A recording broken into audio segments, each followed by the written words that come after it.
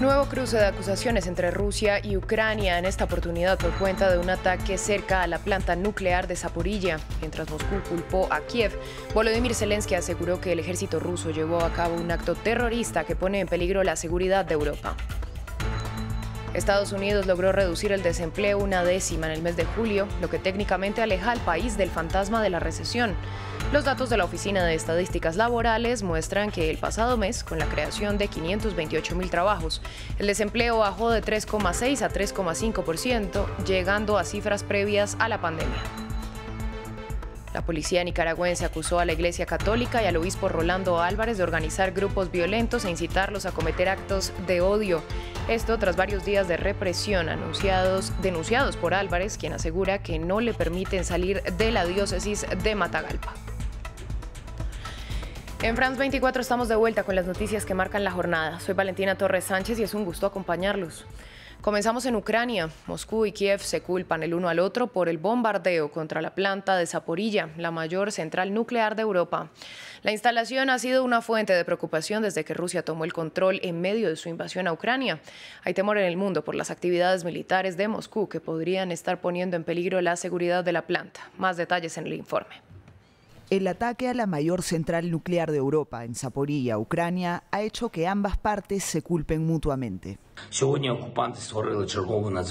Hoy los ocupantes crearon otra situación muy peligrosa para todos en Europa. Bombardearon la central nuclear de Zaporilla y la han hecho 2 veces en un día. Esta es la central nuclear más grande de nuestro continente y cualquier bombardeo es un delito flagrante, un acto terrorista. Rusia tiene que asumir la responsabilidad solo por crear una amenaza para la planta de energía nuclear como tal. Zelensky pidió a toda la comunidad internacional que sancione a toda la industria nuclear rusa. Mientras tanto, Moscú ha atribuido el ataque a su enemigo y lo describe como una descarga de artillería ucraniana.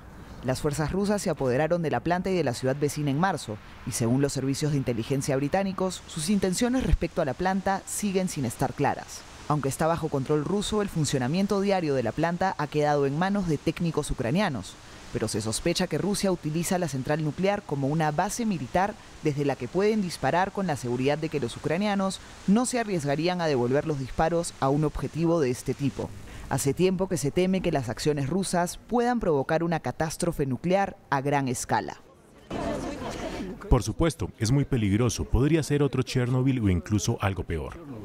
Los habitantes de la zona no son los únicos que están preocupados. Incluso antes del bombardeo, la Agencia Internacional de Energía Atómica llevaba varias semanas intentando realizar una inspección de la planta, pero la parte ucraniana no está dispuesta por temor a que esto legitime la ocupación rusa. El director general del organismo de vigilancia nuclear, Rafael Grossi, subrayó que probablemente se estaban violando todos los principios fundamentales para el funcionamiento seguro de una central nuclear. Vamos a Estados Unidos, donde los datos de la Oficina de Estadísticas Laborales muestran que en julio se crearon alrededor de 528.000 puestos de trabajo, reduciendo el desempleo en 1/10, lo que aleja al país de la sombra de la recesión. La cifra pasó de 3,6 a 3,5%, lo que equivale a 5,7 millones de desempleados el mes pasado, frente a 5,9 millones en junio. La robusta cifra representa un respiro para el gobierno estadounidense, que pese a la contracción económica en 2 trimestres consecutivos, ha negado reiteradamente una recesión.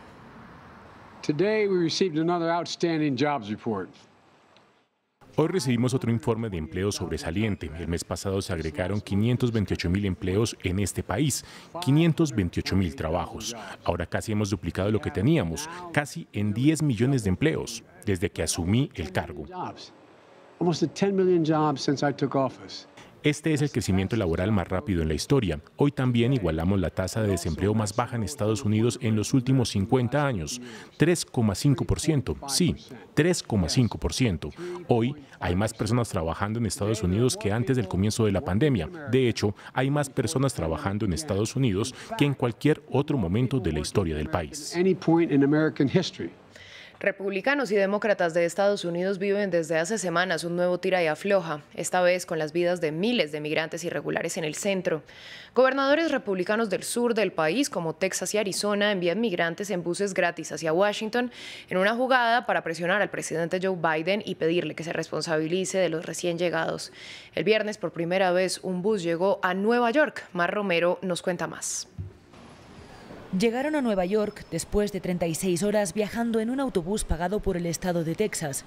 Son migrantes irregulares y pisan por primera vez la ciudad con esperanzas. Cruzamos Venezuela, Colombia, Panamá, Costa Rica, Nicaragua, Honduras, Guatemala, México y Texas. Tenemos muchos deseos de trabajar, salir adelante, iniciar una nueva vida. Una nueva vida que el gobernador tejano, el republicano Greg Abbott, no quiere que vivan dentro de su estado. Desde abril, el político ha pagado buses para transportar más de 6.200 migrantes a Washington, la capital de Estados Unidos. Y en el vecino estado de Arizona, su homólogo Doug Ducey siguió su ejemplo con 1.000 personas más. Es parte de una estrategia para presionar al presidente Joe Biden y a los alcaldes demócratas, a quienes acusan de flexibilizar sus políticas migratorias sin responsabilizarse de atender a los migrantes. Biden rechaza hacer su trabajo, así que Texas sigue dando pasos sin precedentes para asegurar nuestra frontera. Nueva York es el destino ideal para estos migrantes. Pueden recibir los servicios de los que el alcalde Adams ha presumido tanto en su ciudad santuario. Sin embargo, la bienvenida en estas ciudades no ha sido tan cálida.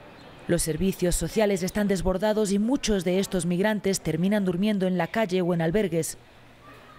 Y mientras los migrantes solicitan asilo y buscan trabajo, un proceso que dura meses y pone a prueba cualquier esperanza, los republicanos y demócratas, las alcaldías, las gobernaciones y el gobierno federal se responsabilizan unos a otros de este repunte de llegadas. Desde octubre, Estados Unidos ha detenido a más de 1.700.000 personas en la frontera con México, el récord desde 1960. El presidente de Perú, Pedro Castillo, anunció que no aceptó la renuncia del primer ministro Aníbal Torres, que había puesto su cargo a disposición del mandatario. A través de Twitter, el jefe de Estado señaló que Torres se comprometió a seguir trabajando por el país. En caso de haber abandonado el cargo, Torres hubiese sido el cuarto primer ministro que en un año que dejaba el puesto. El primer ministro presentó su renuncia el pasado miércoles por razones personales. En Nicaragua, la policía acusó a la Iglesia Católica de incitar a actos de odio al tiempo que abrió una investigación. La información se conoce cuando se cumplen 2 días de represión contra el obispo Rolando Álvarez, uno de los más fuertes críticos del gobierno, a quien agentes de policía no le permiten la salida desde el jueves de la diócesis de Matagalpa. Según la policía, Álvarez y los altos mandos de la Iglesia en el país están intentando organizar grupos violentos. La Policía Nacional, como autoridad competente para garantizar la paz y la seguridad ciudadana, ha establecido medidas de protección a la población para que estos hechos no se vuelvan a repetir. Asimismo, ha iniciado un proceso de investigación con finalidad de determinar la responsabilidad penal de las personas involucradas en comisión de estos actos delictivos, de los cuales se ha informado al Ministerio Público y al Poder Judicial. Las personas investigadas se mantendrán en sus casas. El mandatario saliente de Colombia, Iván Duque, condecoró a su sucesor, Gustavo Petro, quien asume la presidencia este domingo con 3 títulos honorarios. Se trata de un procedimiento habitual antes del traspaso del mando y está constituido por la Orden de Boyacá, la mayor condecoración de Colombia para militares y ciudadanos destacados en la categoría de Gran Collar, reservada para jefes de Estado, también por la Orden de San Carlos y la Orden Nacional al Mérito. El acto ocurrió a puerta cerrada en la Casa de Nariño. En Brasil, el aspirante presidencial Luis Ignacio Lula da Silva arremetió contra el mandatario y también candidato Jair Bolsonaro por ignorar la pandemia de COVID-19, que deja más de 600.000 muertos en el país. Lula prometió a sus seguidores que su gobierno manejará mejor los problemas de salud y que si es elegido se centrará en combatir la inseguridad alimentaria. El actual presidente afrontó la pandemia de manera criminal y es responsable directo de las más de 678.000 muertes por COVID.